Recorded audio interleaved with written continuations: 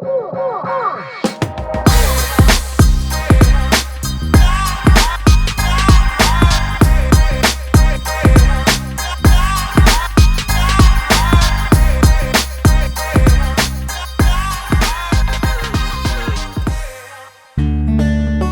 morning, Philippines! So, nandito tayo ngayon sa farm or sa bukid, tinatawag nating bukid. As you can see, guys, lahat yan. Lahat na nakikita nyo, hindi po akin yan. So, yun guys, mainit siya ngayon. Sobrang tirik yung araw. Kakatapos lang ng low pressure dito. And imagine guys, itong panahon na to, sobrang init. Pero makikita nyo, iba't ibang tao guys, nandito ngayon sa gitna ng farm. Imagine that part sa kanila.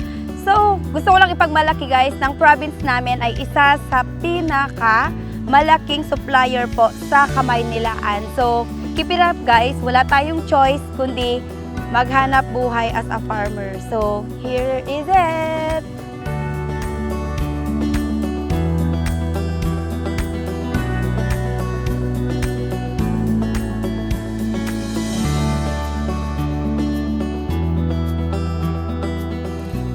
Aratuyak maning kakabsat, dahito kakabsat ti makun ko na nga kali, irrigation ti English na.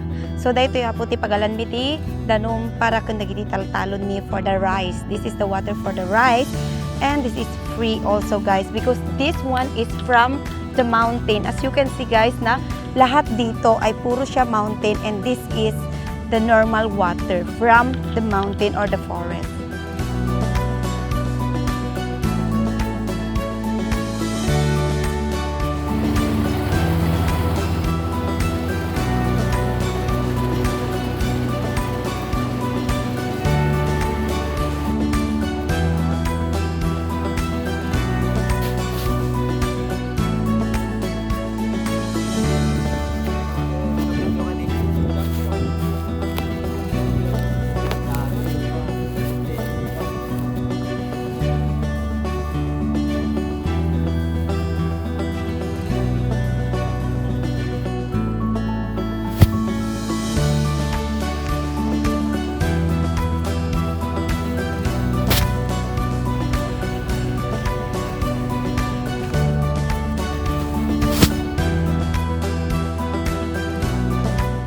So, ito na guys, yung aming yung ani po pala nila. So, imagine guys kung gaano kalawak to. Tapos ito yung na-harvest nila.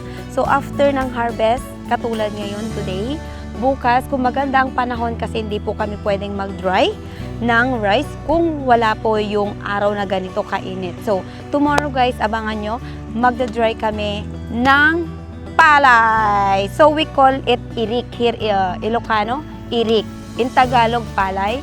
And in English, rice, of course. This is the best rice, guys, kasi organic po siya. Wala po kaming nilalagay ng kahit na ano katulad ng mga binibili natin sa mall with chemicals na. This one, guys, wala po. As in organic po. As you can see, galing sa puno at ngayon nandito na. Ida-dry lang natin tapos ipapabigas na natin. So, yun, guys.